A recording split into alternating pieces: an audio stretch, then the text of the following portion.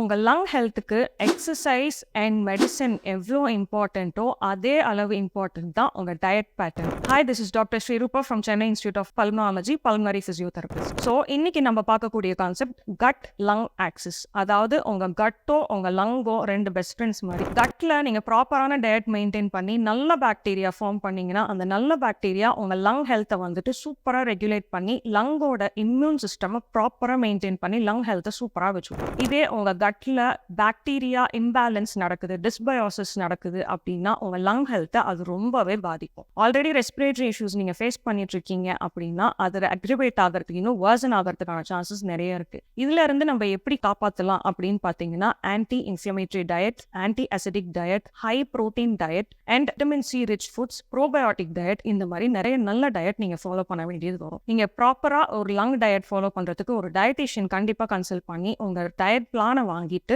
Proper டயட்டை maintain பண்ணீங்கன்னா lung health ரொம்பவே நல்லா மெயின்டைன் ஆகும். Rehabilitation is not only about exercise and medicine, it's also about your diet.